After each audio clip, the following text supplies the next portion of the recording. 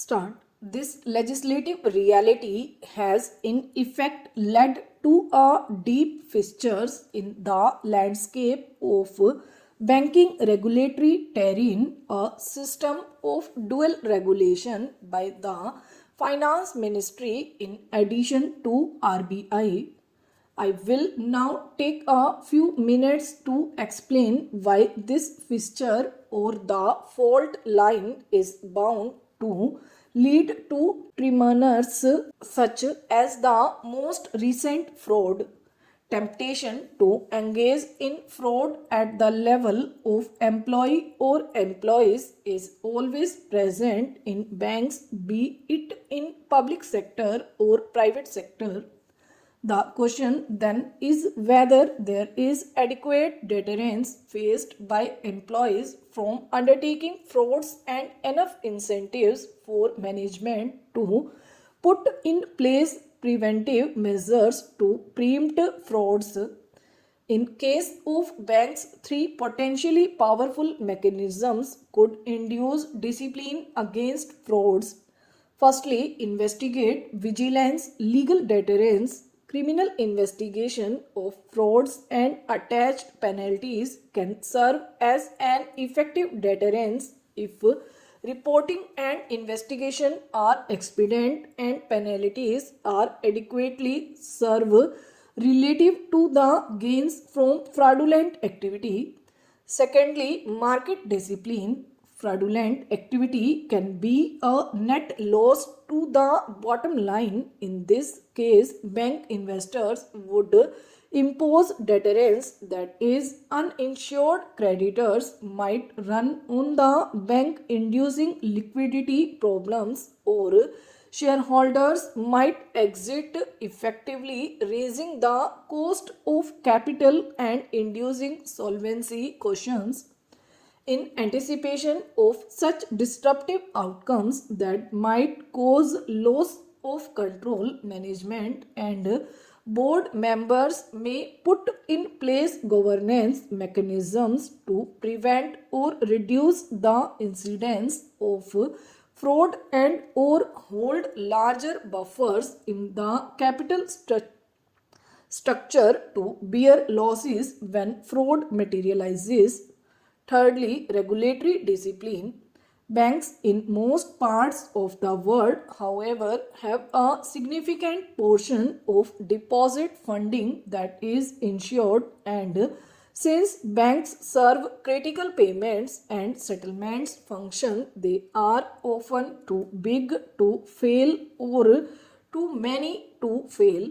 Hence, a part of the market discipline is weakened as a trade off with financial stability and is substituted by delegation of supervisory and regulatory powers to a banking regulator.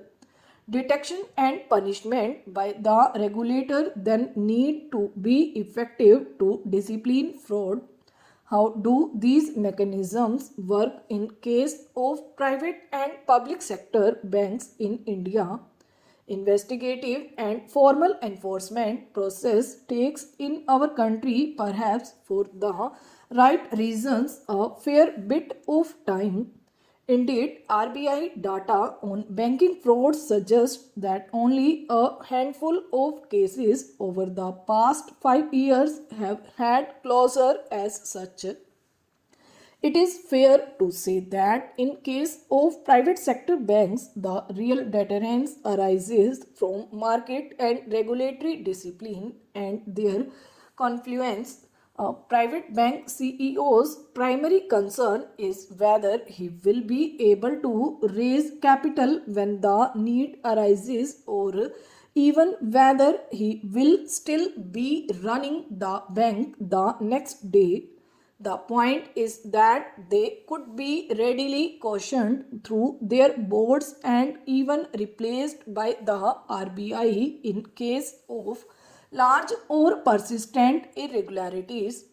Further, a private bank failing to meet bank solvency standards and under RBI's prompt corrective action would find it hard to raise capital, whereby it would need to put the house in order at swift notice so it can raise funding from markets and get back to growth path.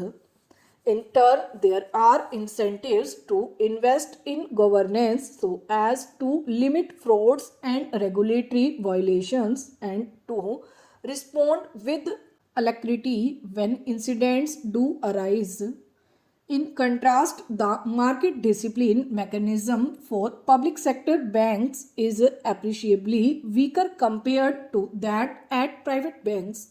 There is implicitly a stronger perceived sovereign guarantee for all creditors or PSBs and the principal shareholder. The government has not so far been interested in fundamentally modifying the ownership structure. From an economic standpoint, this weakened market discipline should imply that the government would prefer stronger regulatory discipline of these banks, not weaker. However, as I explained above at length, and perhaps since the original idea behind bank nationalization was complete government control over credit allocation to the economy, the situation in India is exactly the reverse. RBI's regulatory powers over PSBs are weaker than those over the private sector banks. The BR Act exemptions for PSBs mean that the one agency, the regulatory, that can respond relatively quickly against banking frauds or irregularities cannot take effective action. Hence, for example, MDs at PSBs find it comfortable to tell media that business will be as usual for them under RBI's prompt corrective action framework, as even if they do not meet the stipulated restrictions of the framework, the ultimate authority over their tenure is with the government and not with the RBI.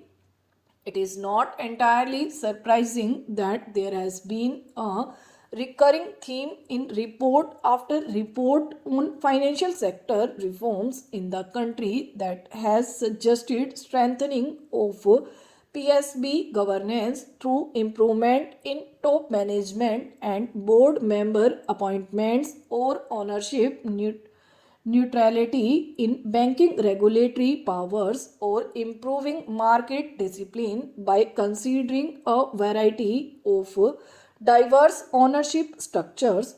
Will we let another opportunity to catalyze fundamental reform at PSBs pass by? Stop.